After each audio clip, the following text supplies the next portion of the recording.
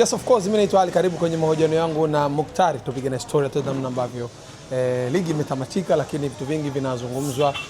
Kuna injury ya Pacome ambaye yuko kitandani hivi sasa akiwa anapambania afya yake baada ya kupata injury mbaya katika mchezo dhidi ya JKT Tanzania, ikiwa ni mchezo wa mwisho wa kutamatisha msimu. Lakini pia jana usiku Prince Mpumelelo Dube naye amewaaga rasmi wananchi Young Africans kwa kuondoka kwa kurejea kwao Zimbabwe katika timu ya Hard Work ya kule nchini Zimbabwe. Tuko na Muktari, yeye atatueleza namna ambavyo ameona nini kinafanyika na nini kinachoendelea. Lakini kubwa zaidi ni mchezo CRDB Confederation Cup. Ataweka sawa kauli ya kaka yake, lakini pia na afisa habari wa klabu ya Simba alosema kwamba kombe la CRDB ni kombe la rais wa shirikisho. Manake la kombe la Wallace Karia, lakini kombe la NBC kwa maana ya ligi kuu ni kombe la Karim Boimanda. Anakwambia utaona tofauti kati ya president na watu wengine. Mimi sipo kwenye upande huo, yeye atatoa maoni yake, tuungane naye hapa. Mungu vizuri? Niko poa, niambie ndugu yangu. Kwema kabisa? Na kwema, nashukuru Mungu, alhamdulillah. Naam. Bwana Mungu, tuanze na Pacome Zouzoua. Naona tukio la Pacome limetokea baada ya kumtakia heri pale kutia tena neno. Watu sasa hivi wanapata nafasi ya kwenda kumtembelea. Tumeona mashabiki wa Simba wameenda, tumeona viongozi wa timu mbalimbali TRA, JKT na kadhalika. Unazungumziaje hiki kinachoendelea kwa Pacome? Kwanza naweza nikasema kwanza naendelea nampa pole. Bado naendelea pale pale kuendelea kumpa pole kwa sababu kuumia na kila mtu anaumia kwenye maisha. Ila kinachonishangaza kwenye ile klabu, wale wanaoongoza ile klabu wako sawa sawa. Niulize kwa nini wanaongoza gani? Hiyo klabu yao Yanga. Najua nakaa nimejiuliza leo hii mtu wa Simba anathaminiwa kuliko hata hao mashabiki wa Yanga. Kila mtu ana haki ya kwenda kumuona. Ila mpaka sasa hivi ukinitafutia picha bodi Yanga yupo na Pacome, mimi nakupa 100,000. Ukinitafutia picha Tina yupo na Pacome ameenda kumuona hospitali, nakupa 100,000. Ukinitafutia Kevo nakupa 100,000. Ukinitafutia Fumau nakupa 100,000. Hata leo hii inaonekana shabiki wa Simba ndio anathamani kuliko hata wao wapiga kelele. Ni jambo la kusikitisha. Shabiki wa Simba anapandishwa kwenye peji ya Yanga. Hivi vitu jamani, wastuke vijana. Fair play. Fair play gani? Sasa subiri. Fair play ingetakiwa ianze wapi? Tuanze tu hapa. Yaani leo hii labda sijui nani, labda mfano tuchukue mchezaji wa Simba kaumia, eti anaanza kuenda kumuona shabiki wa Yanga. Yaani hapo inakaa ina make sense. Yaani hapo hebu niulize tu, ina make sense?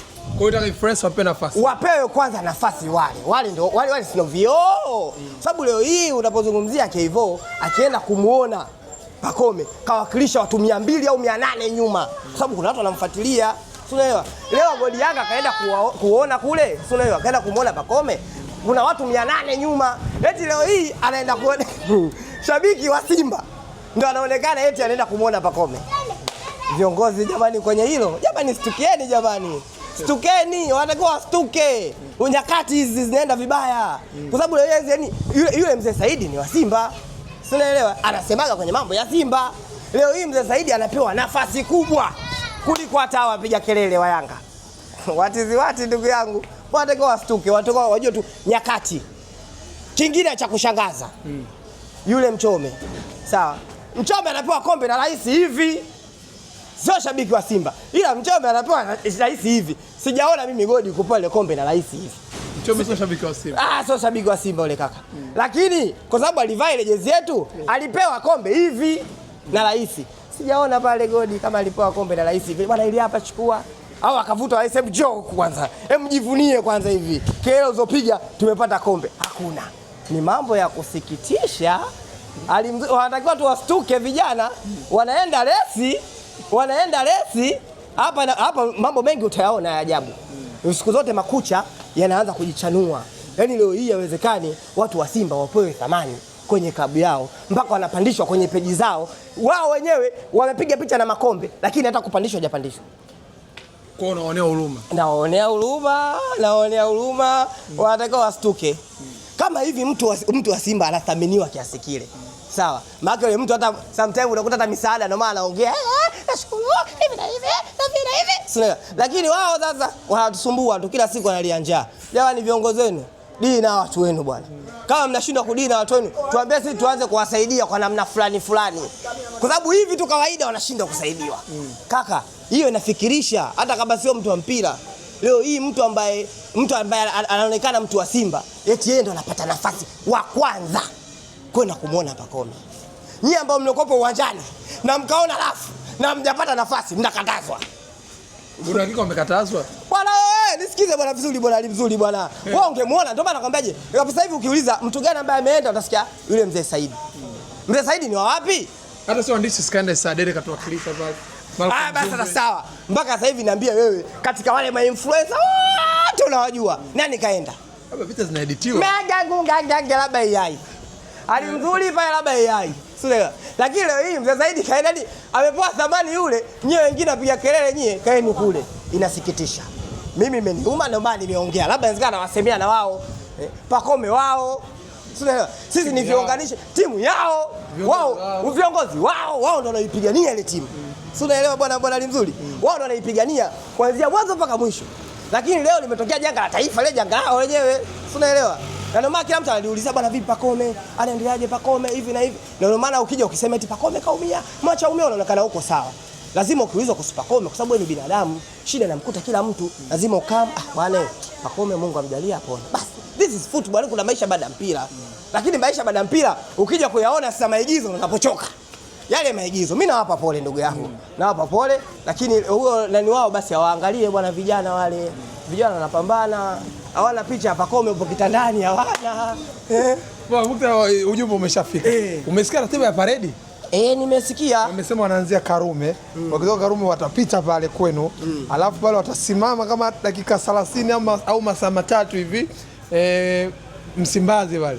Alafu wataendelea na shughuli. Sasa kabla ya yote sasa Ali mzuri umekuja sehemu nzuri.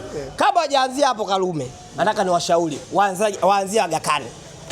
Wasimame pale Aga Khan, wamuone hata Pacome anapungia mkono hivi. Hata kwa nje basi. Yaani waanzie pale.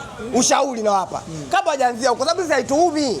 Yaani ubingwa chupling sisi tuume. Watajua wenyewe. Na wasipoangalia na kuzuia na msafara wenyewe. Tukichafukwa tu.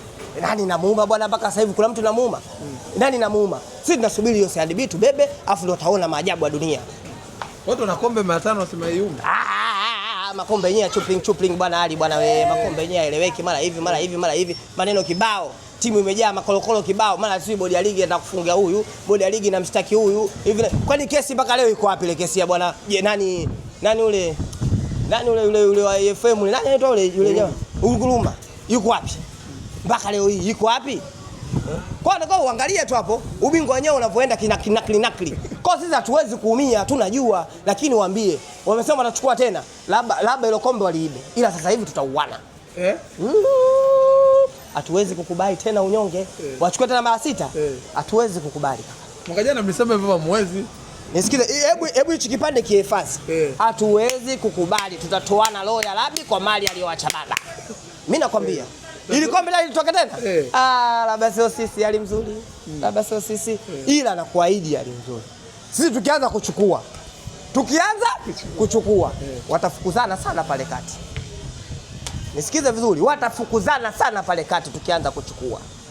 Na hivyo vitu vyote nasema subra. Sisi tuna subra. Inna Allah msabirin. Yes, of course.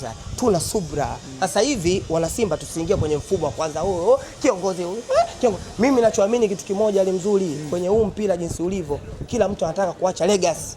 Kabisa. Si unaelewa? Yaani leo hiyo ukisema eti Mangungu yuko siasa. Sijui sio ndani Moa yuko. Hamna kaka. Yaani haiwezekani mtu ambaye eti amewekwa pale afu eti asiache legacy. Ni swala wakati.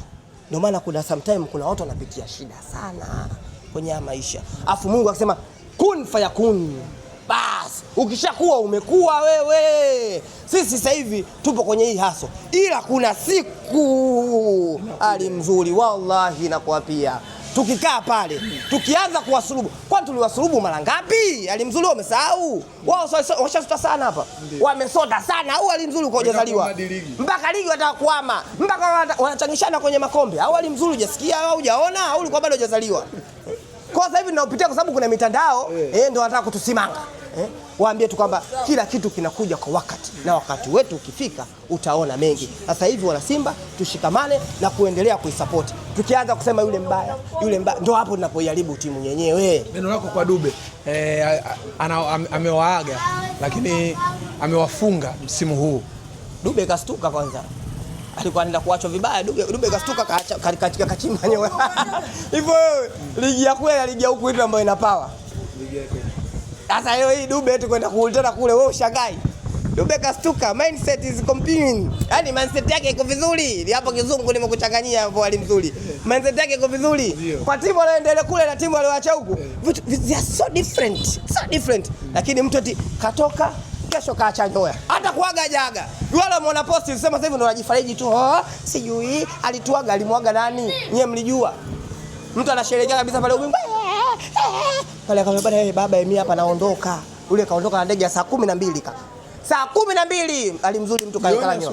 Hiyo si ile saa 12 ile ya alfajiri nakupa saladi. Mimi sitaka airport pale. Namuona pale na meneja yako akachimba nyoya. Akamwambia sikia mkataba tukate tu, mengine tutamalizana. Mtu kachimba nyoya. Stuki. Huko mimi namwombea tu aende kila laheri, huko walitaka kumfanya vibaya angekuwa kilema na yeye. Nakwambia. Unazungumzaje finali kesho mchezo wenu dhidi ya Azam? Azam unajua mtaka kumpasua bingwa mtetezi Yanga Afrika. Huyu Azam toka nimfungulia kwanza kofia. Huyu Azam unajua asili atuchukulia poa. Yaani kwanza unajua sasa hivi ukizungumzia mimi na kumfunga Azam wataanza, sisi tulikufunga kwenye ligi lakini alimzuri. Taarifa tunawapelekea. Wachukue hii taarifa kwamba kesho liwalo na liwe. Kesho atake asitake, kesho hilo kombe tutalichukua kwa namna yoyote ile. Hatuwezi kukubali masimango yaendelee kwenye haya maisha. Tukubali kwenye hili kombe la masimango aliyochukua hili. Tupitishie sisi helikopta mara moja. Tukasema fisabilillahi. Ile CRDB ambao wametupeleka Pemba, sisi tunaenda kuwanyoa kule Pemba. Nisikize alimzuri, ndio nimevua hii kofia kwa sababu wale watoto ukianza mimi nitamfunga Azamu wataanza kwambia Azamu kwenye ligi sio kitu gani. Mimi yule mtu nitamfunga, atake nitamfunga, asitake nitamfunga. Ile kombe litake nitalichukua, lisitake nitalichukua. Kesho a few moment later nasemaje, nisikize vizuri. Kesho alimzuri mimi najiamini. Alimzuri kwa mimi nimekaa kwenye kipaza na tema cheche. Naamini ubora wa kikosi changu. Wewe Steven Baka yule pale amefungwa lini? Kwenye hizi mambo ya ligi lini amefungwa Steven Baka? Kwenye hizi hadi lini? Na ndio maana unaona tunatamba kaka. Mimi na kocha bora, kocha mwenye viwango vya TBS. Nimesemaje hapo? TBS. Yule ndio Steven Baka. Umeguna? Msigune huko. Kocha Steven Baka. Umepoguna mimi. Anaona unamuongopea. Haelewi. Ule ni kocha ambaye amepitiliza. Ndio utaona kesho. Na uzuri wake wameungana kama vikoba. Sawa, wameungana. Si yule ambaye amesema sijui mimi naenda kumsaidia nani? Yanga. Tusipende Yanga. Sikasema na msemaji wao anatamba kabisa kwenye redio. Nakwambia tutampa msaada wali na mali. Si nasema ampe. Ila kitakachomkuta tukimfunga Azam, kwa sababu Azam ana mashabiki, atatusumbua. Tuenda kulipeka pale kombe. Wapi? Pale Jangwani. Kwani tupitishe maneno? Yes, amesema ndio msaada wake ina mali. Sisi Azam tukimfunga yule hana mashabiki, hatuna mtu wa kwenda kumnanga. Tutaenda kuananga pale. Na watakubali kaka. Ile kombe na kombe ile wataliona hivi kwa macho na litawauma tu. Wataona ligi kuu. Bwana wewe ligi kuu sishakwambia historia yake. Historia ya ligi kuu ieleweke. Ndio maana leo ukiuliza huyu analalamika huyu, kila mtu analalamika kimpango wake. Lakini kusema tu kwa sababu ndio yashatokea. Sio unaelewa? Kwa sababu yashatokea, acha itokee. Lakini nakwambia kitu kimoja alimzuri. Ili kombe limeondoka, ili kombe lilikuwa la kwetu ujue. Alimzuri sisi Zanzibar tumetapeliwa dhahiri shahiri. Sio unaelewa? Na hiyo sasa sio mimi, kwa sababu mimi wanasheria yangu sasa hivi yuko vizuri. Dhahiri shahiri. Niulize kwa namna gani? Goli ambalo liliandikwa kwa makaratasi, goli halali na bodi ya ligi, lakini hakuna kilichotokea. Leo hii ile goli ambayo kwani mbona goli ile moja tungefunga ile moja. Sasa hivi nani angekuwa bingwa? Tulizane hapo. Nani angekuwa bingwa? Sasa je, kwa hivyo kipindi moja yani hiyo 10 inaanza na moja, hivyo kipindi waheshimu tukatapeliwa. Leo hiyo anataka ubingwa anataka kutamba. Hiyo goli yao kwa ushauri na saa. Waanze Agakani, wale watu wote wakamuone kwanza yule. Kwa sababu ule mzee Saidi salingia ndani. Basi wale wote kwa sababu watakuwa wengi, basi atakaa hivi yule Pakome, jamani hai, jamani asanteni, basi. kuliko haya mambo anayofanya. Shukrani. Shukrani ndugu yangu.